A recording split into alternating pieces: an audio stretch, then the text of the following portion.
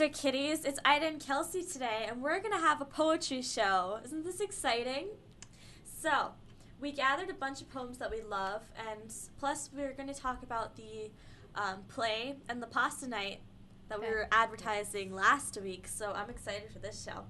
So, I'm going to use my first slot to advertise a show that I'm probably going to be holding next week, so keep your eyes out for that. I had to make a poetry anthology for Mr. Mooney. He's the language arts teacher, and basically I had to gather all the poems that I love and that are precious to me, and I had to collect them into groups called clusters, and I had to name them and find themes, and it was a lot of work, but it actually paid off. So I'm just going to share with you two poems that I picked and tell you why, and then the rest of the 9 poems will be next week. So the first poem, and this is actually the poem that opens my anthology, is The Hippopotamus by T.S. Eliot. Have you ever read it? I believe I have, and I know T.S. Eliot. Well, not personally, but I know of him. I knew him. I knew him. We're tight. So when I first read this poem, I was like, what is this? But it's basically, I'll read you the first stanza. The broad-backed hippopotamus rests on his belly in the mud. Although he seems so firm to us, he is merely flesh and blood. It is comparing the church to a hippopotamus, which is actually a really interesting comparison. And the church is set on stone, he says, while the hippopotamus is flesh and blood, which is weak. And he's saying that people are weak and people are not as pure, although he's very satirical? I think we're satirical. Satirical. There we go. He's very satirical of the church because, well, how the church is able to sleep and feed at once. But I'm not going to go into that now. I'm so flustered. Okay. My second poem is The Last Post by Carol Ann Duffy.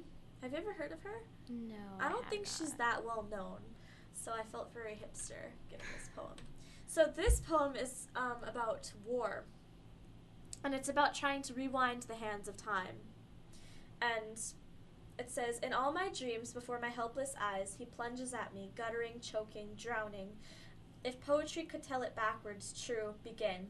That moment shrapnel scythed you to the stinking mud, but you get up, amazed, watch bled bad blood. Run upwards from the slime into the wounds, see lines and lines of British boys rewind, back to their trenches, kiss the photographs from home. Isn't that a really beautiful idea? It's what if we could, have you ever read Slaughterhouse 5? Yes, I read that during the summer. I think the sophomore class had that, right? Yeah. Oh, why was I asking that? Remember that one scene where Billy Pilgrim was watching the TV and then he watched it backwards? Yeah. That's what it reminds me of. So those are my snippets from my poetry anthology. I hope you guys enjoyed, and please tune in next week when I cover the whole thing for my anthology. So now Kelsey has a few poems too, because you're a really poet addict, right? Yes, okay. I am. So recently, we here at High Tech held a play, The Midsummer's Night Dream, and I have a snippet of a poem from that. Here it is, I'll just say it.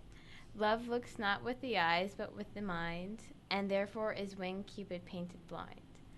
That's nice. Yeah, it's very pretty. I'm sure you guys have seen the papers all around school.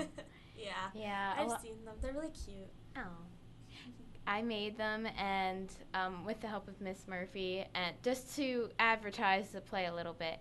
And it's nice to see that people have written on some of them, but nice things. It's not this is terrible. It wasn't just me? I wrote a happy face. No, there was a few of them that I saw, because, you acknowledge them throughout the hall, and I'm just I saw the happy face, I saw a heart.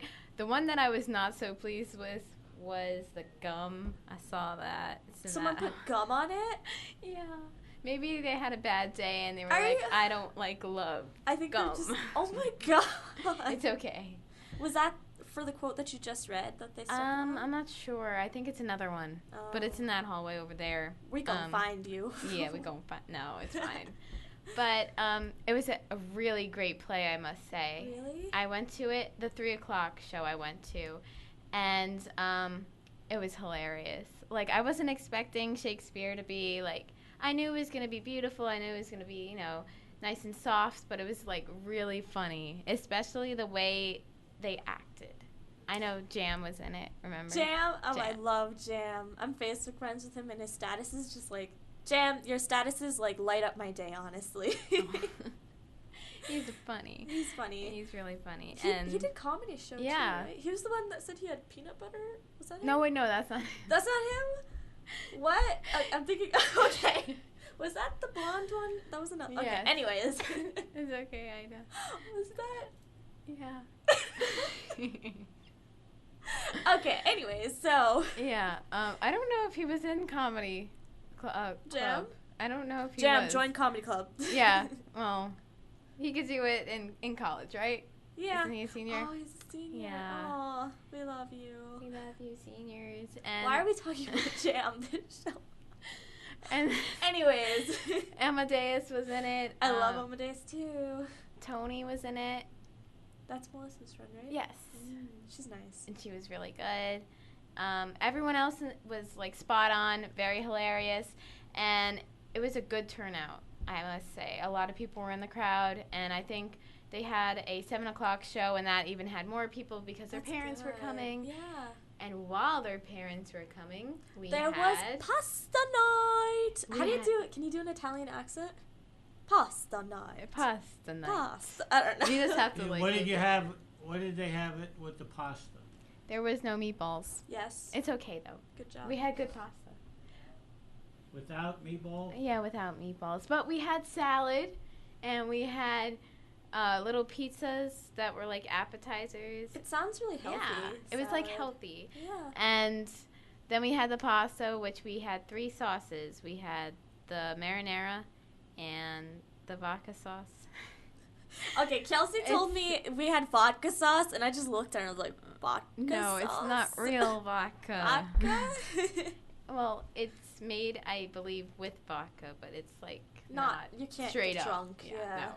And then we had Alfredo.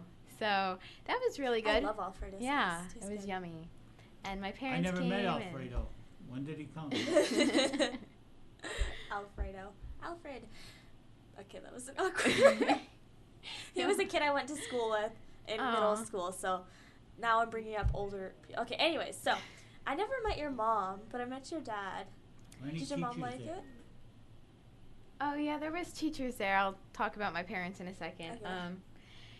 There was Miss Murphy. She came by because she was doing the show, and she, tasted our pasta.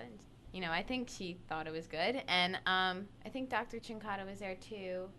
And Chef was there. Miss Stojek was there. A lot of people showed up, and parents were there. My parents A lot did of come. parents And were- my sister came, too. Your sister came? Yeah. Aw. Oh. Is she? Yeah, summer break started. Yeah, she started May 15th. Because she's in college, first year, and now she's going to second year. Does she Shout feel out like to cool Sarah. now? She's like, yeah, I got Yeah. this.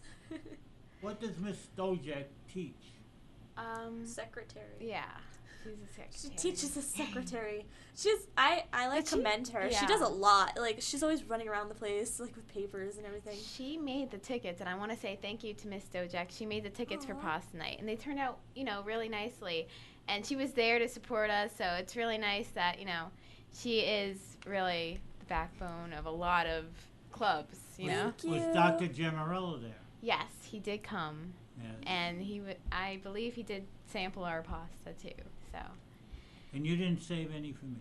Oh, I'm sorry. It would have gotten old, though. Yeah, right? I guess. We can make some more at the next pasta night. Yeah, come next year. I was Pasta. planning to come. I really was planning to come, but I had an emergency, a personal emergency, so I had to take care of that. But Mr. DePiero said he filmed it, so I'm going to try and watch he it when I did? get a You chance. filmed the pasta night? No. Oh. The play. Oh, okay. Oh! I was I like, so you was just like, walk up I to people didn't- eating? I How didn't- you like the pasta? No, the play, you know, the play. the Oh my play. gosh. That's Oh, good. that's I want to Yeah, watch he may it. have filmed He pasta could have, night, yeah. He could have. That'd be cool. I do not know. I haven't seen it. Chef but- making the pasta. We should Yeah. have chef like. It was intense in the kitchen. Let me Really? tell you, because we're helping out in there because we're culinary club. It was like you had to get the pasta out fast, and you wanted everyone to get it around the same time and it be hot. So it kind of teaches you Wow. how to distribute the food, not only to cook it, because Yeah. it's all about presentation, not only the way it tastes but the way it looks. So he taught us a few things. So this sets up something for next year. Thank you, chef. Thank you, chef. I think he should have his own cooking show, Yeah. like a Martha Stewart show. Well, oh my we gosh. did do a cooking show with him I want I to know. see I that. watched it. for You watched it? Super's Yeah. Corner. Is we it on did YouTube? Yeah.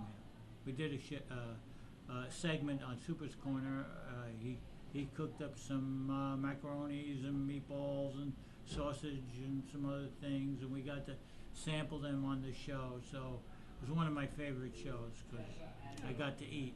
Yeah. But yeah, he does some good stuff. I mean, the kitchen is really the food is tasty there and healthy, and a big improvement over the year before. Yeah.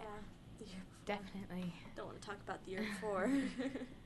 Well, that was the home of the tacos and chicken McNuggets. Yeah. And every other day it was either tacos or chicken McNuggets. Yeah, not you very know. healthy. Not very healthy, no. And now it's tastier and it's more healthy for you. Right. So moving along, since we talked about our pasta night and Shakespeare play, I have a summer sonnet for y'all. Y'all. Is that by Y'all, Shakespeare? Summer Shakespeare's Southern style. right? Yeah. Yeah. Well, should I read it? No. I'll just read it like normally. Yeah. Okay. It's Y'all. short. It's fine. Okay. You could try to read it. Try. You want me to read it? Yeah, read it in Southern accent. Okay. I don't know how to do it. Okay. Y'all. Shall I come compare thee to a... Is that good? That's perfect. Okay. I love you. You can read it normal now. Ida, that's some laugh, Ida. Ida, you can wake up the dead with that laugh. Okay, go ahead. You really want me to do it? Go ahead. Okay, I'll... Go ahead. Okay. I say go ahead, go ahead. Okay. Shall I come compare thee to a summer's day? Thou art more lovely and more... Okay. All right, More this is a- temperate.